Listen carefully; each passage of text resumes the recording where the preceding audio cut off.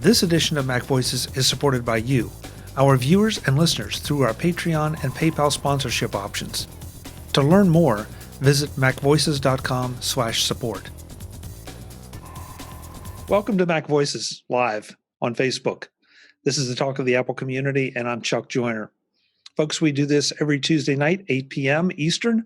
We have a featured guest. We have regular folks that show up. We have other people that are welcome to show up anytime, like one's about to here before I cut away.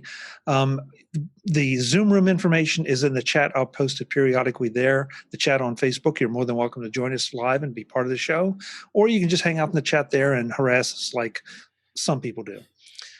So with that, I want to make sure we go around and see who all's here, but I am going to admit one latecomer. So while he's there we are. Mr. Warren Sklar is here, waiting for his audio connect. Warren, how are you? Good. Good to see you. Thanks for being here. No problem.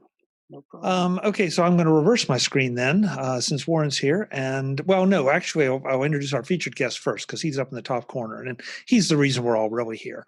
And that's Mr. Mike T. Rose. Mike, good to see you. Thanks for being here. A pleasure to be here, Chuck. I haven't been featured on anything in so long. It's delightful. feels like 2020 is finally turning around for me. Well, that's good. That's good. It's always great to see you. I know you're just a kind of a busy guy. For a while there, you were spending a lot of time on trains, planes, and automobiles, it seemed. Yeah, I wonder what happened to that. Something seems to have gone sideways with my travel schedule. Yeah, it's been a real shift. I have not left the state of New York since February. I was seeing all my pictures and notifications from being in Las Vegas in February, and then have gone nowhere fast. So holding it down here in Brooklyn, New York. But it's good to be with you all. Well, it's a pleasure. It's glad to have you. Also with us, some regulars, or fast becoming regulars, Mr. David Ginsburg. David, good to see you. Good to see you as well. Happy to be here. And I'll say right now, happy 15th anniversary to MacVoices. Woo! Thank you. Yes. Let's see. It was actually technically Sunday that we turned 15. Wow. So, yeah, that's it. Yeah, wow is right. Right. I can't believe it. So I was part of 5 of those years. Yeah. and counting. and counting. Yeah, we're not slowing down. Beside him, Mr. Frank Petrie. Frank, good to see you as always. Good to see you, and I echo David's sentiments. Happy 15 years and 2 days. Thank you. Yeah, see, we're already into the 16th year. I don't have a watch, so I can't time anyhow. Mark Fuccio is here with a really large dog behind him. Hello, Chuck. Again, I echo congratulations. 15 years. That's a real long time. I guess you go back to the olden days of podcasting, and had I known, I would have brought you a virtual cake. Yeah. Hey, no problem. I'm cutting down on virtual cake anyway. So, yeah. COVID sorry. calories. Yeah. So, Mike, Yes, when we always let the featured guest kind of throw out a topic or topics that they think are interesting or important to them right now. So, if you have one, we'll do it, and otherwise, we'll throw it open to the panel and see what they think. I'm just happy to be here, but certainly it's been a big week or big past 7 days in the tech announcements phase. So I'm curious how people feel about the new 5G iPhone lineup, and whether one is in your pre-order future or has already been requisitioned. I have my opinion, but I wanted to reserve it as featured. Everyone to reserve it for last.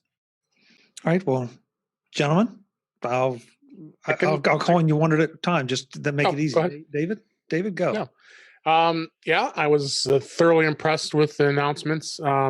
If anybody didn't catch that, I forgot who did the video. They did an edit where they had Tim Cook did his introduction, and then every time 5G was mentioned during the keynote, they just kept saying 5G, 5G, 5G, 5G, and I think it was over 23 times at least. Oof.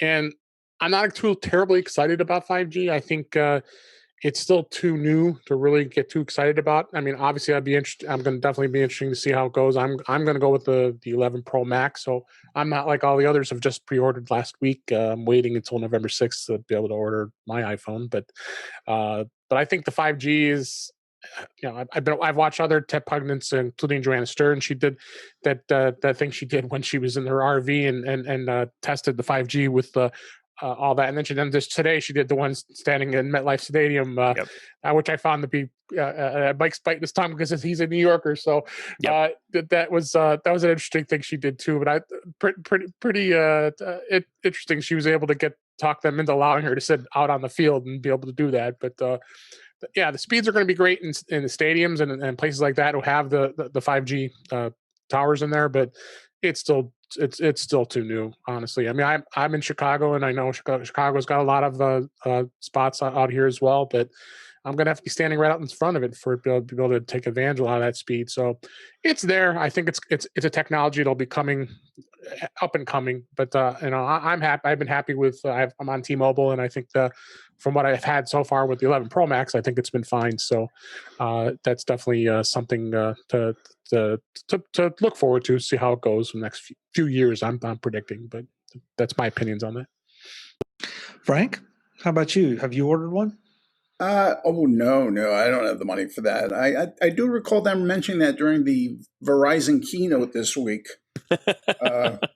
It's a keynote. I agree with David. At this point, as I understand, China has a pretty much a burgeoning 5G setup, not the millimeter, but the other version.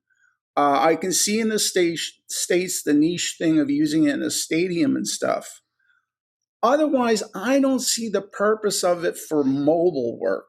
I could see, like, if I was downloading stuff to my TV or downloading stuff to my 27-inch iMac, I don't know that I really see what I'm going to get out of that in a mobile device. Maybe if I had a large iPad. But as far as a phone, I don't know, other than they were saying that it can sort of up your LTE signal if, everything drops out. Otherwise, I don't know what it's going to provide mobile-wise other than those niche things like within a stadium or something like that. Mark, how about you? No order yet. I'm very impressed by it.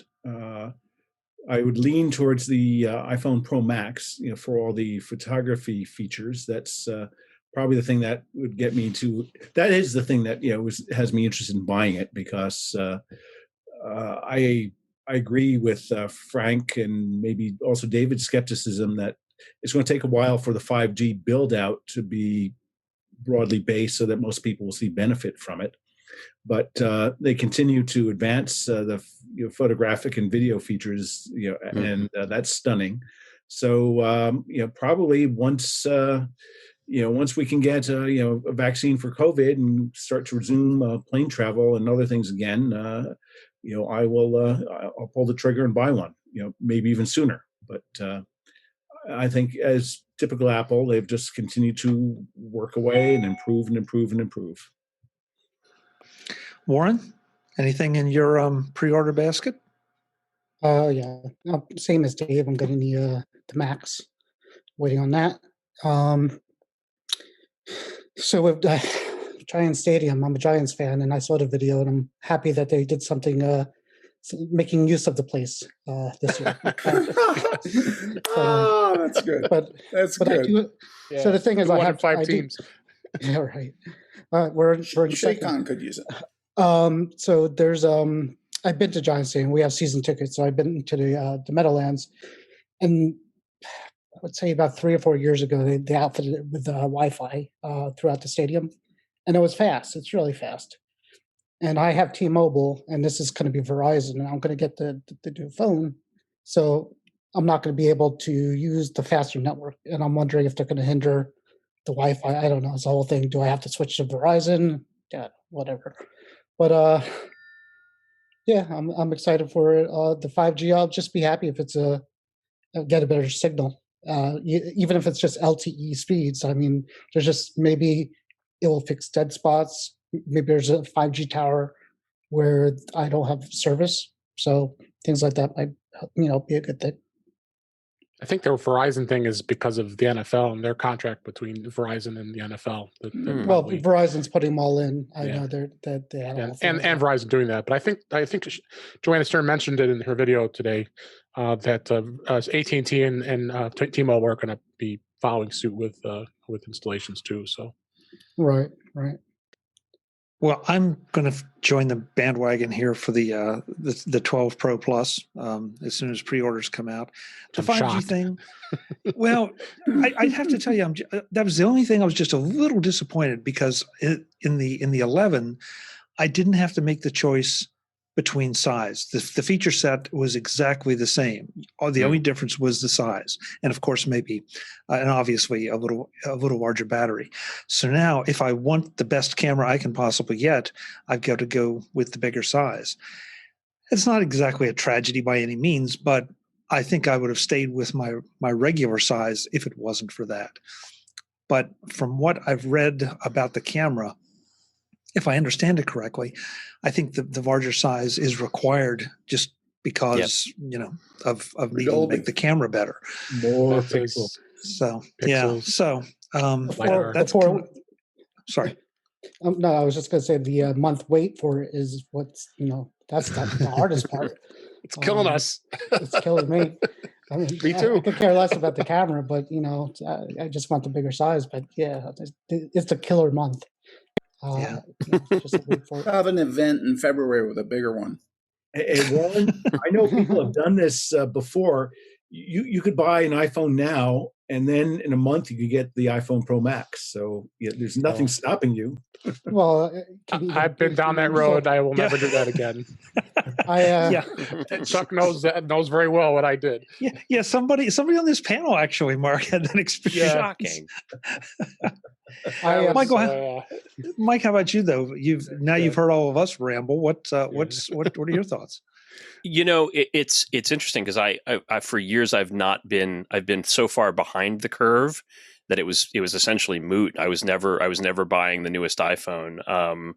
And then, previous gen, in part because I get a phone from work. So it's always like additional spend, a plan I don't necessarily need to have, a device I didn't have to have. And the phone from work was usually fine. Couple gens back, but last year I have my work phone. We have props for those of us on the video. iPhone 8 Plus. So the size was great, but really at this point getting a little bit long in the tooth. And versus the phone I bought last year, which is the 11 Pro. And I bought it because essentially for the same reason everybody's talking about the 12. I wanted the camera. There was nothing functionally that I really I didn't necessarily need a faster phone to make my life complete, but I really, the last camera that I bought, well, that's not exactly true. I was going to say the last camera I bought was my DSLR, but since then I've bought like the Insta360 and I bought a drone, and then I bought another drone. I'm like, I spend money on cameras or things that are cameras with something attached. The drone is a camera with propellers attached to it. So I like buying cameras. Cameras are something that improve my life, improve my experience. The 11 Pro is a camera that has a phone attached to it. The 12 Pro and the 12 Pro Max are even better cameras that have phones attached to them. Is it that much better than the 11 that it's going to make me spend another $1,000 on it? Probably not. Unless I can convince somebody in my household to take the hand-me-down of this and amortize it, which might happen. But I don't. It's once you get over that $999 price point, times are tough. Like times are hard all over, and I see this, even though everybody's saying this is a super cycle, everybody's saying this is the big lift. The combination of the hardware improvements in 5G for me is just not enough to get me to pull out my wallet, considering how long it took me to do it for this one. I'm not I'm not personally on the every year train. Yeah, I've been on the Apple the upgrade program for many years since its inception. So I am on the every year plan only because obsession with iPhone and wanting to have the newest phone every year. So yeah, in essence, I'm probably renting the phone because after a year I trade it in and then I get the new model. I know there's a fair many people do that too. Yeah. If you do the math, though, and I did the math between the upgrade program and just selling the phone outright, it seems to be that you almost, like I got a quote in for my phone. I have 11 Pro Max, and I put it right before the event, and I'm getting like $800 for it, which is pretty good for that kind of phone. So, anyways, I figure I'm paying $400 more. I'm paying $400 this year for the 12 Max Pro extra because it's $800, $1,200. But if you do the math for it's $56 a month, it comes out to be you pay more in a year on the upgrade program than you do if you sell it right at the end of the time, like by a lot. When you say sell it, are you talking about selling it to Apple or selling it to somebody else? Other places. I did. Everybody was talking about the. It wasn't Swappa, but Swappa. It's like it wasn't. It was there's a coupon out that gave you an extra 10% off to Decluttr. So a couple of websites are doing that, and they have a thing where you could get 10% off. So I got a quote for $720, and then they were giving me an extra 70 something on that 10%. So that's $800. So the time is a little. I have to get the phone to them 5 days before the new phone's out. So I might do the. I don't know what I'm doing. So be sure not to get chased by a mountain lion during those 5 days. Like Yes. Or actually, you know what you need to do is send Chuck a picture of yourself using your iPad as a phone held to your head. For that, I have it. I just like have that. So I like that. I might. Best Buy has a pretty nice return policy on unlocked phones. There might be a problem with the purchase at Best Buy. After 7 days, something might be wrong with it. I might have to return the God, device. I would hate it, Warren, if this were going on the internet for people to hear. Yeah. It would be a serious problem. I'd like to say I had the Best Buy watches Chuck all the time. Yeah, we would like to say hello to the Best Buy people. Thank you for They being have a super good return policy. He gets It's a all good. sweetheart discount. This edition of MacVoices is supported by you, our viewers and listeners, through our Patreon and PayPal sponsorship options. To learn more, visit macvoices.com/support. If you get value from MacVoices, please consider becoming a patron at patreon.com/macvoices. You get access to the MacVoices Thinking Posts, exclusive Patreon-only video chats, as well as having your name in the credits of each MacVoices show for the months you support. Having you as a MacVoices patron helps us pay the bills and keep building and improving MacVoices. Or if one-time support is more your speed, use our PayPal option. You too will get your name in the show notes of every MacVoices episode for the month you contribute. Or you can support the show by writing a review in iTunes or buying through our affiliate links. Neither of these costs you anything, but they help MacVoices a great deal. Again, macvoices.com/support. Thanks to everyone who contributes to keep MacVoices firing on all cylinders. I mean, the numbers are coming pretty close. You say you're going to get about $800. I still owe probably about $700 on my phone currently with what's left on the payments. So, for my time and having to go through what you've been going through trying to sell it, I find it to be a little more valuable time. Yeah. So I've been thinking about doing the upgrade program too. This way, I just don't have to think about it. So I'm still thinking about joining it. So. Yeah. But Warren brings up a really interesting point, though. First of all, he would be selling his phone at arguably the optimum time. The trouble is he may have a gap in there. But I've done this with with laptops, especially.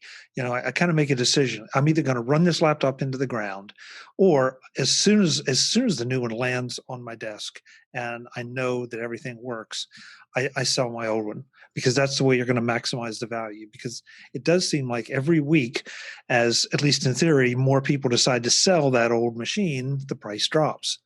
So you have to sort of make that decision. And Mike, you're doing the hand-me-down thing, which a lot of people do. But I can help you with that. I can tell you how to justify your new phone, and that is start a podcast, and then comment, and you get to write it off. Yeah. If that implies you make money from your podcast, which not all of us do. You can't write off a hobby. Yeah, you can write off a side hustle, but you can't write off. I don't know what I've been waiting for. So I will tell you. So you had two of my other favorite podcasters on. Earlier this week or yesterday, Kelly and Ken. So Ken Ray, someone who last week. Thank you. Kelly, Ken, someone who does make money from a podcast. Kelly, I know she doesn't make money from a podcast because she does podcasts with me. I mean, she might make money from her other podcast, but not the one she does with me. But that's a great idea. And I happen to know my wife is listening. So, honey, we can write off a new phone if I make money from a podcast. It's simple. And hey, I'm willing to be a sponsor for $1 a month, so then now you have income.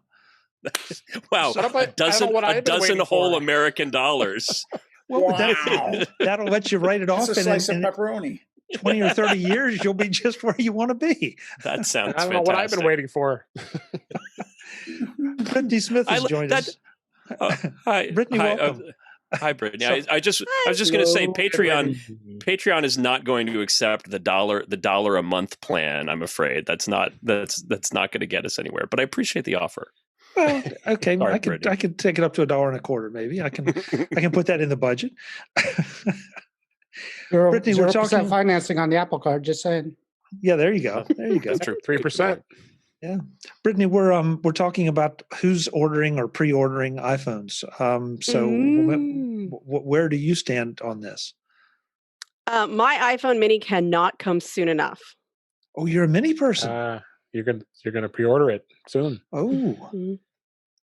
What? Okay, at 5 a.m. for those of you viewing at home, but that's actually not a 7 big a.m. deal for me. I'll actually already be up. So why the Mini? What is the big appeal for the Mini for you? I can type with one hand and it doesn't hurt to hold up because it's not too heavy. Okay. I'm not a huge weenie so much as I am a massive, huge iPhone user. Okay. And I like to type with one hand. Good luck seeing the screen. I could barely see the screen on my Macs, but my eyes are not great. Nearsighted. Whatever. Yeah. And that's why Apple has 4 models so that they appeal to everyone. Yes, exactly. That's why Mark has such a big dog behind him. Exactly. Hold the phone. So we have somebody else joining us here, or at least they chimed in that they'd like to. Well, maybe not. If you're joining us, I want to talk to you about that Ponzi scheme. It might be a Zoom buy. A Zoom buy shooting. There we go. Hello, Joe. Hi, Michael. Joe Russell. Hey. How's it going? Good to see you. Hey, it's been really good. What a nice Zoom background Joe has there. Wow. That looks like a drone shot. Joe, where'd you get that fantastic Zoom background? If you go, well, there's a plug in there. Yeah, I got to make the post public on Facebook. Hang on a second. If you go to michaelrosedroneshots.com, he has all your choice selects for Zoom backdrops. Okay. Oh wait, I got to get my mic on. Yeah, that is a shot. Joe is using a shot with the Mavic Air 2 in Long Lake, New York last week. So, wow, that's gorgeous. It is. Thank you. Is it retouched? Seriously, is it retouched at all, or is it just that straight out of the drone? I think that's an HDR, but otherwise not retouched at all. Wow. Very nice. Very nice. I got to So find Joe, it and link it. we'll just have you in the party too. Are you ordering a new iPhone? I am thinking I want to try to get another 6 months out of my iPhone 11, which I've been quite happy with. I did not go iPhone 11 Pro. God, the product spectrum is just so confusing in the last few versions. But yeah, I'm probably going to go 12 Max on this next one. The camera technology it just looks too good to not do that. Yes, agree. Yeah.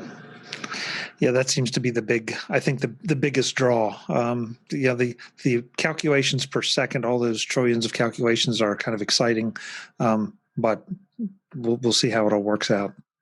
I'm glad they haven't given up on the optical zoom, because I know from from film school. Well, I mean, things have gotten so much better, but computational photography has gotten clearer. But it used to be trying to get stabilization without artifacts, without any artifacts, used to be near impossible. So to have that sensor mounted on that optical, whatever it is, housing or something, I think that should look brilliant. Yeah. Mike, am I correct that your wife's name is Heidi? That is correct. Yeah, Heidi put something in the chat room that looks like a harumph. Oh dear. Is I think I think she is listening and maybe has an opinion about our strategy to get you a new iPhone. Well, she also knows something the panel doesn't, which is that we just spent a fairly ridiculous amount of money on repairing some of the plumbing in our house. We had to replace our gas line. So we no longer have the discretionary budget for things like $1,000 phones at the moment. So that's probably where that harumph is coming from. Oh, actually, Joe. okay. Actually, if you load up your cart on that phone, it pushes $1,700. Yeah, we definitely don't have that budget. Okay, I can tell you that for free. I can tell you maybe that for a Chuck Joyner $12. Yeah. Maybe next month, Heidi. Maybe next month. Mark, I know you had something on your mind that you wanted to bring up, and this might be a fun panel to do it with. So I'll turn you loose. Okay, so that's a clear segue. So after years of foreplay, today the Justice Department filed antitrust suit against Google, and the stock market reacted by Google stock jumping up. I mean, that's sort of interesting. If you look at if you look at a minutes chart, you can see right around 11:00 something. I guess that's when news of it came out, and the stock started to climb up after that. All I can interpret that action to mean is they were relieved that it's just an antitrust suit and nothing more vicious or aggressive. But anyway, having said that, I downloaded and I looked at the brief, and it sort of recounts things I think many people, certainly on this panel, and probably many listeners know about. Google offering incentive payments so that they get preferred placement as a default search engine in many devices. But other than that, the Justice Department they leap to agreements Google has with other phone manufacturers, for what they allege is the ways it can control them from forking by only offering Google apps if they have unforked versions of the phone, and the fact that they pay Apple, and somehow from that they conclude that Google is harming consumers. So while I certainly agree Google does have a monopoly position, and in their document they ascribe it as sometimes as high as 90% and other times 60 or 80%, and they slice it and dice it all sorts of different ways based on, is it a computer or is it a mobile device or by browser, et cetera, et cetera, et cetera. Which leads me to think that this document was written by a whole bunch of people and just cut and pasted together without any copy editing for the overall content. But when it comes to actually alleging, which I think was the standard for prior antitrust actions, that this is somehow hurting the consumer, they don't do it. For the first time, they seem to be focusing on, well, this is hurting other search engine companies and it's precluding other search engine companies from entering the market, et cetera. So I guess based on that, overall, it seemed to me, and maybe this document leaked out there, or maybe Wall Street has people who download it and fast forwarded to the end and concluded that this may be sort of an action, but it seems like maybe it's just a giant nothing burger, because how is it hurting consumers? Now, I know, yes, Google is, really distasteful in a lot of the things that they do against their competitors, but I really don't understand what the action is. And I'm not particularly a fan of Google. I've never owned any Google shares, but I'm just, a little completely puzzled about the intent of this action. So with that, back to somebody in the panel who can maybe shed some light on it. Mike looks like he's chomping at the bit. I'm not chomping exactly, but it was interesting to me. Thank you for running that down, Mark. It was interesting to me to note. First of all, when you talk about stock bumping up, maybe it's investors thinking, well, eventually this leads to to Google splitting up. Maybe to be like AT&T style forced breakup of Google, and the total value would be higher. However, any resolution to this suit is some years away. Antitrust cases don't move fast. What I found kind of astonishing was Google's response, saying, "Well, we have, there's competition is only a click away on search, and consumers have choices."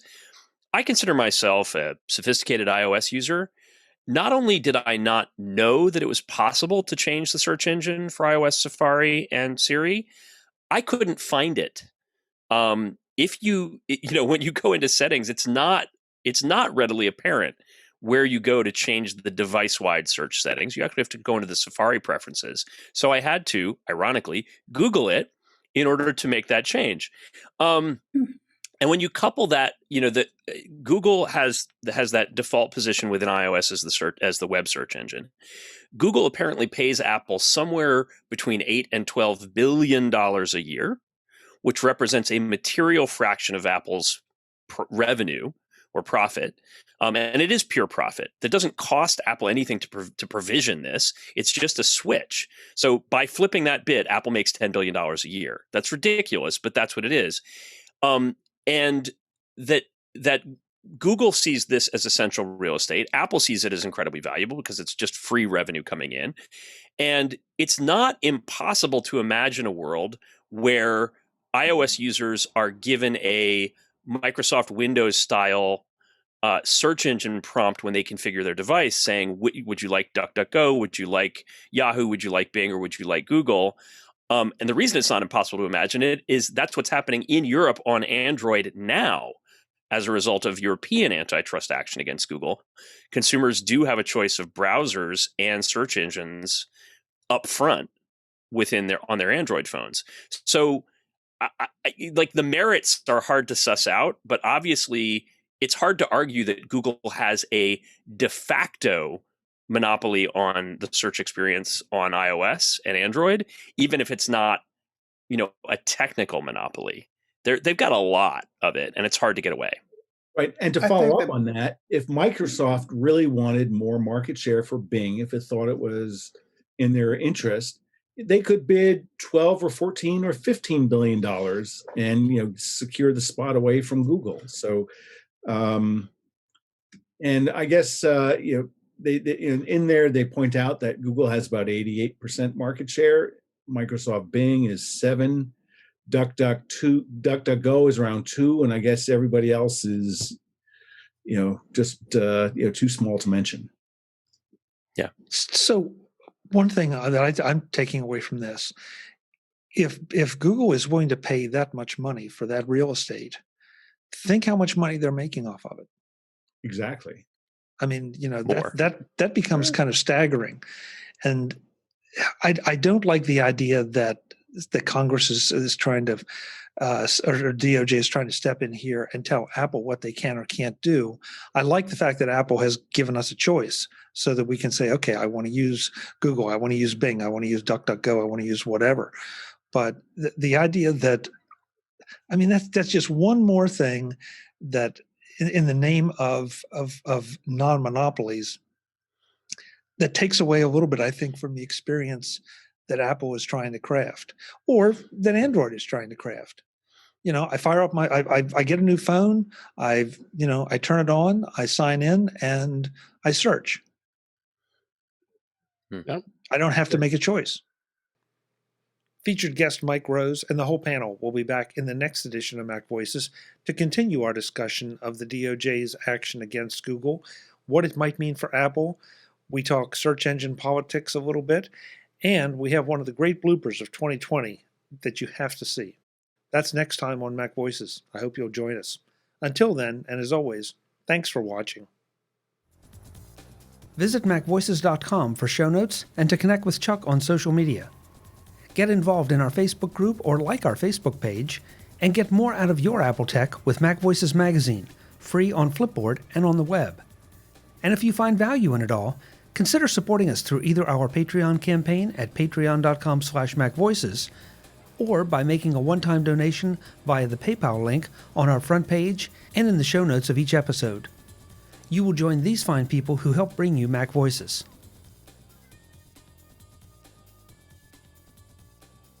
Advertising handled by Backbeat Media at backbeatmedia.com. Bandwidth provided by CacheFly at cachefly.com.